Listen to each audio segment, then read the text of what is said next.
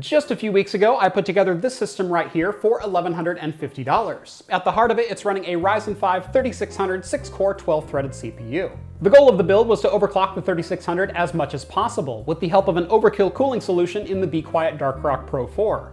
However, I completely lost out on the silicon lottery. I wasn't even able to get 4.2 GHz stable, which is the same as the game boost frequency inside the 3600. So literally leaving it on automatic got me better results than a manual overclock. The video ended with me recommending you spend less money on a CPU cooler for this particular build and maybe put that extra cash towards a better graphics card.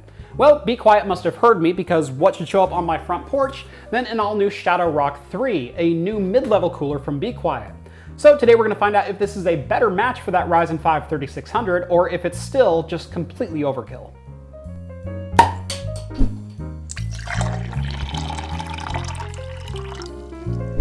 Welcome back to Craft Computing, everyone. As always, I'm Jeff, and as I said, today we're going to be taking a brief look at the all-new Shadow Rock 3 from Be Quiet. This is a 190-watt TDP cooler, however it is slotting in pretty solidly in the mid-range at just $49. It's a tower cooler with a single 120mm fan and 5 heat pipes measuring 6mm in diameter each. Testing for today is going to be pretty straightforward. As I said, I'm just trying to right a wrong with this particular system, as the Be Quiet Dark Rock Pro 4 was just a little bit overkill. In fact, both of these coolers are likely way overkill for the Ryzen 5 3600 that's in there. But I am curious to see if the Shadow Rock 3 can match the thermal and acoustic performance of the Be Quiet Dark Rock Pro 4 when they're only cooling a 65-watt chip. So let's start by getting our baseline numbers for the Be Quiet Dark Rock Pro 4, and they are pretty impressive even if it's just at idle. It's sitting at 28 degrees right now, however you can see it hit a minimum of 22.4 degrees and an average of 25. That's pretty good considering we're in a 19°C room right now. And to get our 3600 up to temp, we're going to run Cinebench R20 until it begs for mercy, which will actually never happen considering how overkill this cooler is. All right, about midway through, we're sitting at 67°C, and I will say the fan sped up just ever so slightly. There we go, a 3604, which oddly enough is actually the best score I've ever gotten on a Ryzen 5 3600. So not too shabby. We'll go ahead and run it one more time and just make sure that we are in fact capped out at that temperature. There we are, dancing around that 68, 67 degree mark again. I don't think we're gonna get any hotter than this. All right, 69.4 was the official peak, so we'll go ahead and run it one more time since we did see a slight increase there. And there we go, 69.6 I think is where we're gonna call that. And a 3616, so again, pretty solid performance out of a Ryzen 5 3600. But that's not what you came to see. You came here to see the all-new Shadow Rock 3. So let's go ahead and get this thing installed and see how it fares. While we're waiting for this thing to grab its idle temp, we can go ahead and talk about the Shadow Rock 3 itself. First off, the looks out of the box. It is dramatically different from anything that I have seen from Be Quiet before. It's still very minimalistic in design, but it's a little bit bold. It's certainly bolder than any looks that I've seen out of them in a lot of their coolers. I love the brushed silver top with the anodized black. It's a great two-tone look, and like I said, just something I'm not used to seeing from them. Much to my surprise, the Shadow Rock 3 is actually just a couple millimeters taller than the Be Quiet Dark Rock Pro 4. It's not by much. I think this is 158 millimeters tall and the Shadow Rock 3 is 162. But those 4 millimeters might be the difference between it fitting in a smaller form factor case or not. So definitely keep the height in mind. It's only a 120 millimeter cooler, but it certainly has a large presence inside of a case. While the Shadow Rock 3 will fit on any CPU socket with the exception of Threadripper, it's definitely designed more with consumer motherboards in mind. That'd be AMD AM4 or Intel 1151. The reason being is there's a pretty significant slant to the fin stack and the heat pipes. They actually slant towards the left in the case, towards the back of the case, rather than hanging over the top of your memory. The reason that's great for consumer motherboards is the memory slots are off to the right of the CPU socket, meaning you have essentially no height restrictions on the memory that you can use. If you install the Shadow Rock 3 on an Intel 2011 or 2066 motherboard, however, something with memory on both sides of the CPU socket, you may run into clearance issues towards that left side, as the heat pipes do swing pretty dramatically towards the back of the case, even overhanging the motherboard I/O. So just keep that in mind. Getting into the performance now, we can see that the idle temp is leveled off right around 28 or 29 degrees Celsius with a low of 27.3, which is only about 5 degrees warmer than the Dark Rock Pro 4.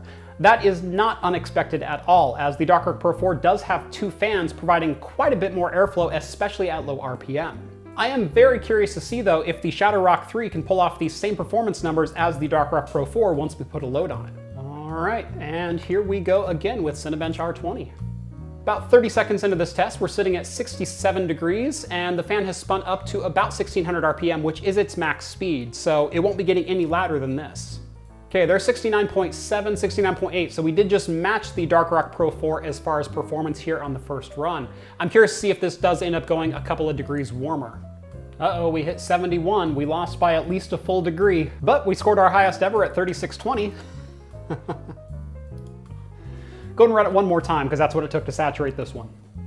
I will say on both of these CPU tests, the air coming out of the back of the system, it's not even warm. It's room temperature that's coming out of the back of here, which means we're not even close to stressing the CPU coolers. But that's pretty much what I expected coming into this test. I expected both coolers to perform very, very well with this CPU, and we saw only a 1.5 degree delta between the two coolers. So honestly, I should have gone with the Shadow Rock 3 the first time around, had it been out yet. So what should I have done differently inside this build? Well, hindsight and the Silicon Lottery being what it is, I shouldn't have spent $100 on a CPU cooler. Something like the Shadow Rock 3 is more than adequate for a Ryzen 5 3600. Using the money saved, I probably would upgrade the video card to something like, I don't know, a Zotac Gaming RTX 2070 Super, which, by the way, I have a pretty sweet build video coming up with this card here in the next couple of weeks, so make sure you're subscribed so you don't miss that one. I think at just $49, the Be Quiet Shadow Rock 3 is a great option for a lot of mid-tier builds. It has fantastic build quality, solid performance, and the looks certainly don't hurt either. If you are interested in picking up one for yourself, I will have Amazon affiliate links down in the video description as soon as they are available. And standard boilerplate for all of my reviews, Be Quiet did send this over for my consideration, and I am allowed to keep the Shadow Rock 3. However, they did not pay me in any way, shape, or form for this review, and they did not see this video before it went live. Before you head out, make sure to like this video if you liked it, dislike it if you didn't like it, and subscribe to Craft Computing if you haven't done so already. Follow me on Twitter at Craft Computing to keep up with my daily shenanigans, and if you're interested in financially backing this channel, make sure to follow the video description link down to my Patreon for exclusive access to my Discord server. Thank you guys so much for watching this one, and as always, I will see you in the next video. Cheers all.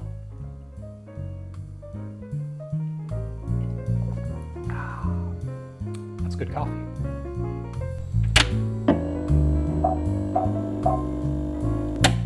Beer for today is Erebus Coffee, a collaboration between Daybreak Coffee Roasteries and Labrynth Brewing Company from Manchester, Connecticut. It is an oatmeal stout, and I think it's a little bit lighter one. Yeah, 5.6%. It poured like used motor oil. It's very, very thick and absolutely no head whatsoever.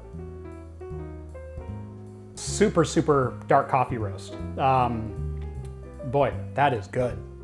Almost smells like espresso. It smells like a super dark roasted coffee and a little bit of dark chocolate on it. Very light bodied, kind of crisp, and you get a lot of that coffee taste. A lot of that coffee flavor rather, especially towards the back end. And the coffee is what really stays with you. There's not a lot of stout in this. This tastes like just a really good iced coffee. So while I was installing the CPU cooler, I let this sit just a little bit, let it warm up a little bit. It's definitely a little bit more of a stout and a beer now. The coffee is the overriding flavor though.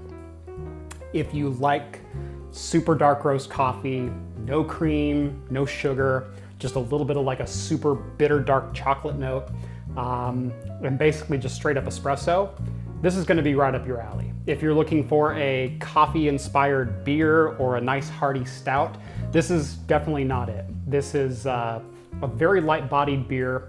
It's very, very dark. Like I said, it poured like motor oil, but it's certainly not a thick, hearty porter or a stout. It's really good, but just don't get confused about what you're getting.